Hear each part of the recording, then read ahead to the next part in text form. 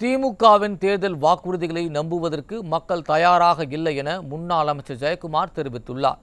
நாடாளுமன்ற தேர்தலுக்காக திமுக வெளியிட்டுள்ள தேர்தல் அறிக்கை குறித்து கழக அமைப்பு செயலாளரும் முன்னாள் அமைச்சருமான ஜெயக்குமார் நியூஸ் ஜே தொலைக்காட்சிக்கு பேட்டியளித்தார்.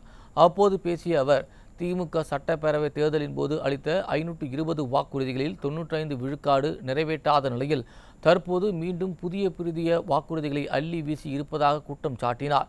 குறிப்பாக தமிழக சட்டப்பேரவை தேர்தலின் போது அறிவித்த அரசு ஊழியர்களுக்கான பழைய ஓய்வூதிய திட்டம், டீசல் விலை குறைப்பு, ஆண்டுக்கு 1 லட்சம் பேருக்கு அரசு வேலைவாய்ப்பு போன்ற வாக்குறுதிகளை ஆட்சிக்கு வந்து 3 ஆண்டுகள் ஆகியும் இதுவரை நிறைவேற்ற விடாமல் தற்போது புதிய பொய் வாக்குறுதிகளை அளித்துள்ளதாக குற்றம் சாட்டினார்.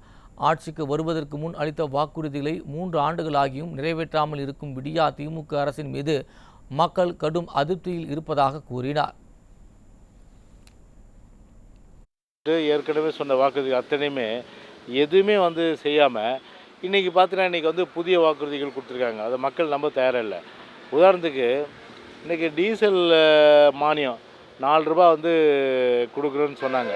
பழைய தேர்தல் வாக்குறுதிகளை 4 ரூபா கொடுத்துட்டாங்களா? இதில் அரசு ஊழியர்களுக்கு, ஆசிரியர்களுக்கு நாங்கள் பார்த்திங்கன்னா எல்லாமே அந்த தொழிலாளர் வர்க்கத்துக்கு நிலுவை ஊதியங்கள், அதே போன்று pension scheme, contributory pension scheme, பங்களிப்பு ஊதியத்திலேருந்து ஓய்வூதிய திட்டம் ஓல்டு பென்ஷன் ஸ்கீம், பழைய ஓய்வு திட்டத்தை நாங்கள் கொண்டு வரோம். கொண்டு வந்துட்டாங்களா?